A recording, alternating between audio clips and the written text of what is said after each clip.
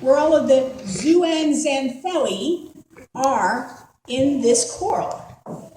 You can see this intricate pattern, and this is housed by the coral reef. We might say that our church is like a coral reef, a spiritual house of living stone.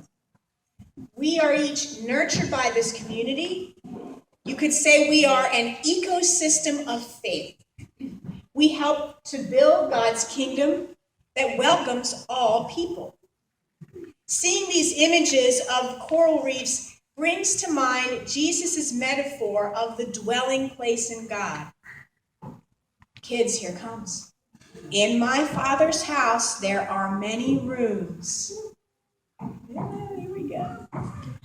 What better way to think about God's infinite love and diversity and variety than to compare it to a beautiful stretch of coral reef like we see in the ocean, hosting so many different life forms. Psalm 31 that we read also reinforces this imagery of God being a sanctuary, a strong rock, protective and sturdy. The psalm says, "In you, Lord, I take refuge. Be a rock of refuge to me, a strong fortress to save me. You are indeed my rock and my fortress." We could think of God's kingdom as a coral reef that protects and strengthens all of those living organisms within the ocean. Today, as I said, is our Volunteer Recognition Sunday, and it's time to think and give thanks for all of the infinite variety of gifts that we celebrate in this church. We can think of our church as a coral reef.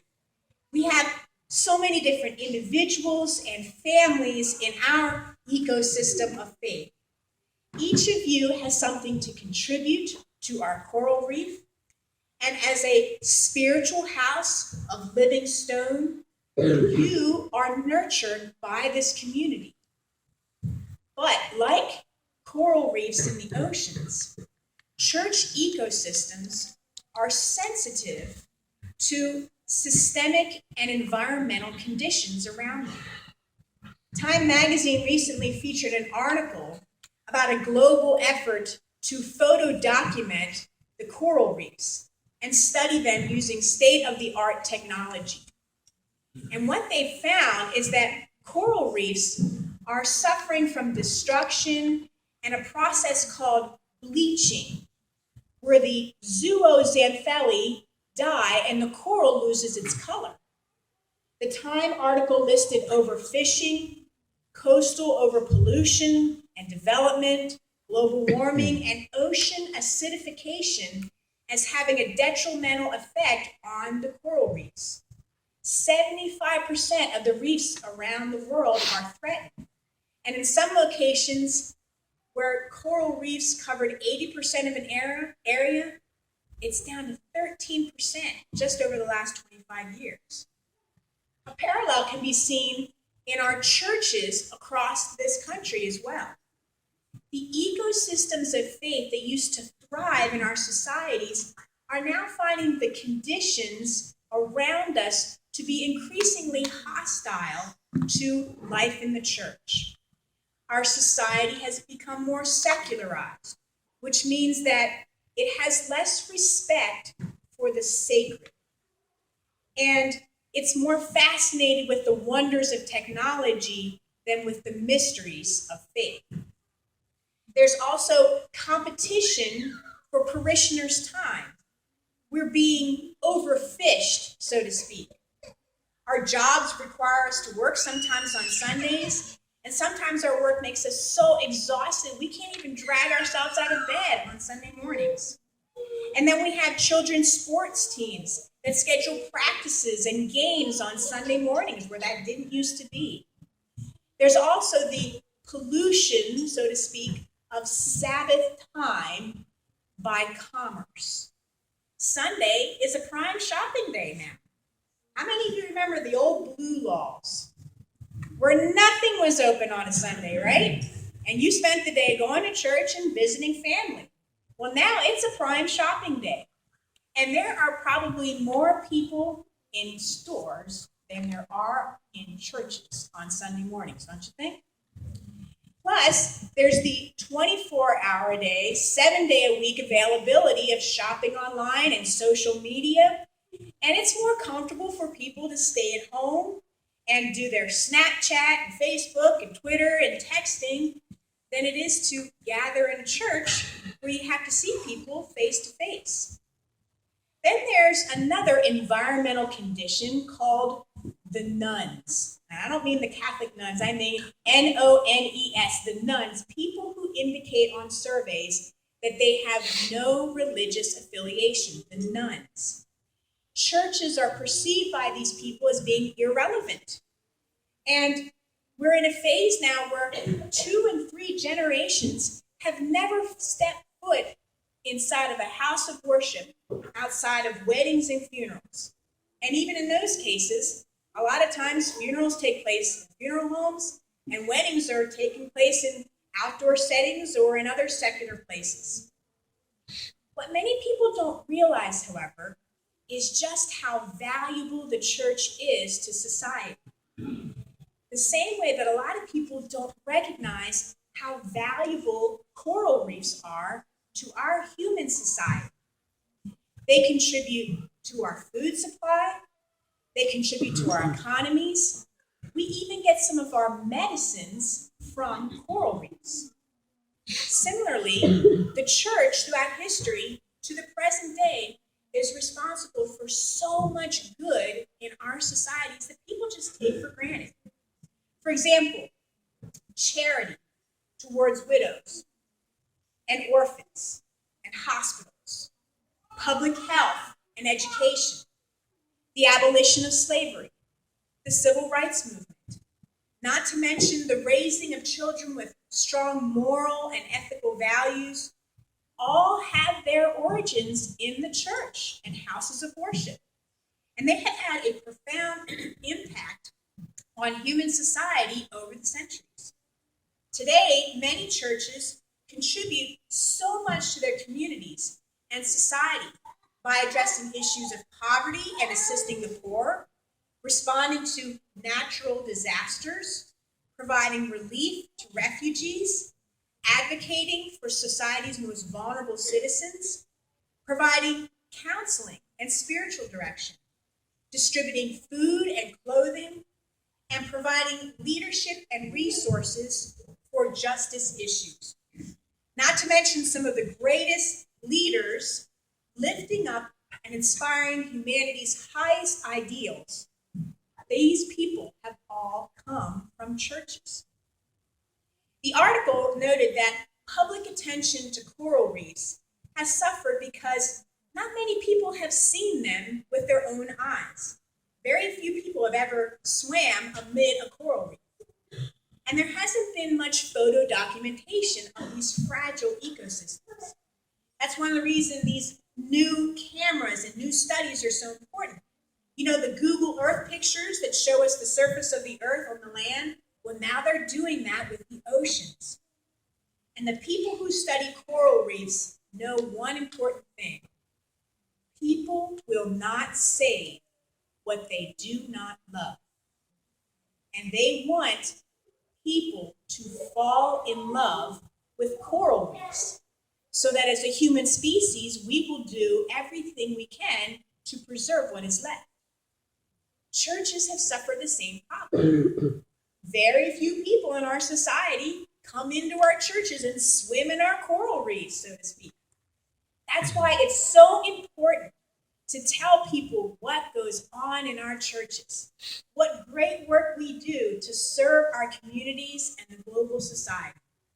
I've often said that churches need publicity directors and public relations experts so that they can be like the oceanographers who highlight what goes on in churches, like when they do what goes on in reefs, so that communities can understand how important churches are. Because if people will not save what they do not love, that means we want people to fall in love with our churches. Even if they never go into a church, we want our society to take steps to preserve what is left.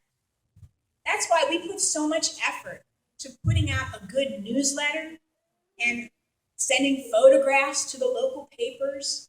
It's why we have a Facebook page and a website, because our neighbors need to know why we do what we do and how much we contribute to our community. It's why we have a volunteer recognition Sunday. I know some people are uncomfortable. I don't do what I do for the church for recognition. And I have to say, this is probably one of the most humble churches I have ever encountered. And people don't want to do this in order to get a gold star for bragging. But that's not what this is about. We're not recognizing what we do in order to feel prideful. It's about documenting and making the case for the validity of our church and all churches and the value that we have for society. And we are modeling what it means to be living stones built into Christ as a spiritual house. It's not an accident that we have visitors coming to our church almost every Sunday. It's not an accident that our worship attendance has increased 25% compared to the last 5 years. Word is getting out about this coral reef, and more fishes are coming and swimming here, and they are finding a spiritual dwelling place where their gifts and their talents are valued. It's a place where they know they can encounter a welcoming God. Several years ago, it could have been said that this church was like a bleached coral reef in danger of dying off. Like so many other churches, this building was on a path to being just an empty exoskeleton, where what used to be in it was a thriving church. But in the last few years, I would have to say that you have fallen in love with your own church. Amen? Amen. And you have done all you can because you know this is a reef worth saving. You're all part of this ecosystem of faith, and you're swimming in and out, and you're nurtured by your faith, and you're nurturing others with your faith. Just think about all of the different people who've been swimming in and out of this reef just in the last month.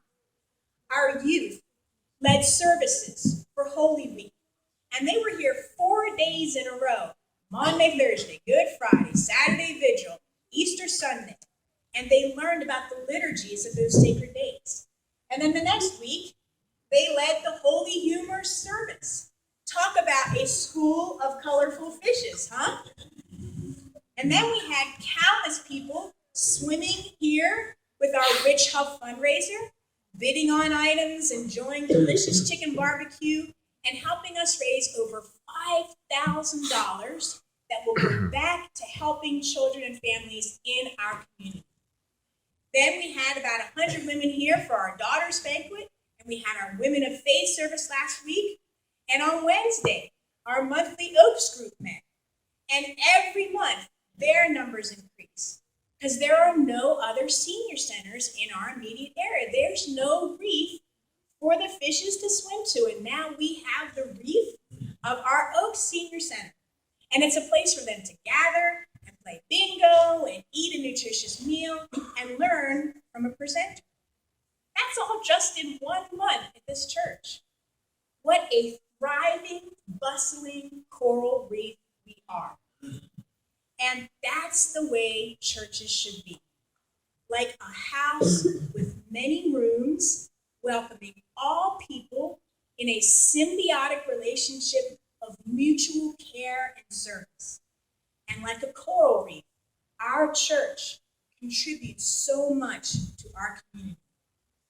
I want you to remember that every time you look at your piece of coral. Look at it now. I want you to take this home, and I want you to put it in a place that's special so that you can look at it and remember that you are an important part of God's ecosystem of faith. God provides you with guidance and protection and unconditional love.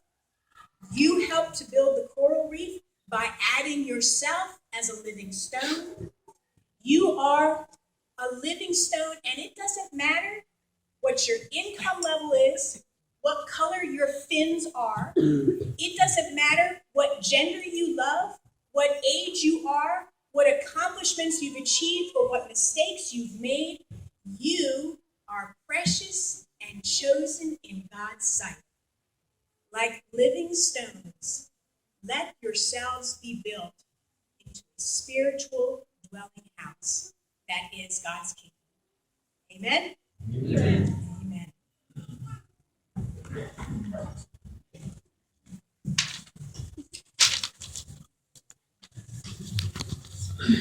Amen.